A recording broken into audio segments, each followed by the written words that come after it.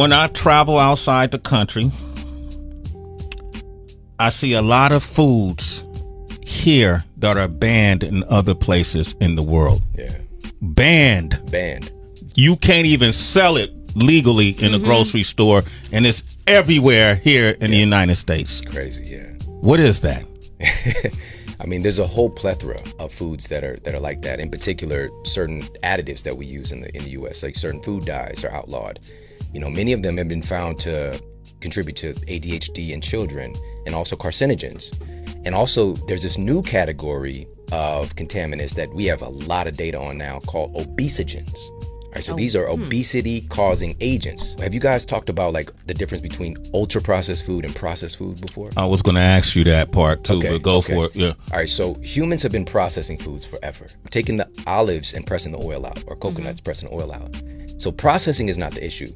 You can still tell where those foods came from.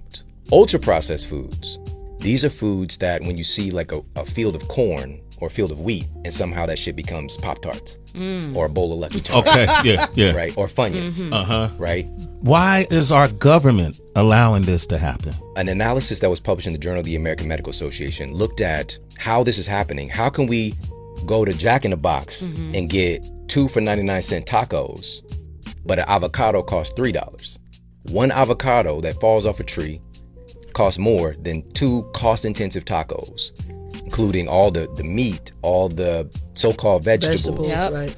all the processing of making it, the wrapping, the marketing, all that stuff is very cost-intensive. How does that cost less? And what it is because of government subsidies. So this study found that the U.S. government had contributed about $200 billion over this 15-year time span to companies, processed food companies, essentially, that are making products that end up coming through the drive-through window and then processed foods. So genetically modified wheat, corn, soy, because when we go to the grocery store, it looks like a whole bunch of diversity, but it's a lot of that's made from the same shit. This other analysis found that they looked at who's consuming these government subsidized foods. They found that in particular, low-income communities and people who had the highest intake of government subsidized foods had a 30% greater incidence of having obesity, type 2 diabetes, inflammation, all these things. Yeah.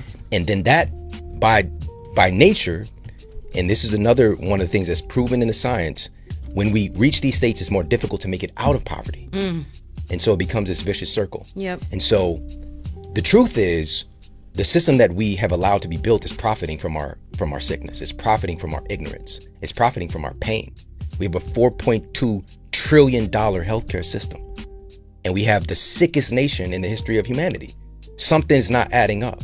And so I'm a big fan of looking at the results. We're not doing okay because we're allowing people to take advantage of us. And that shit is over now.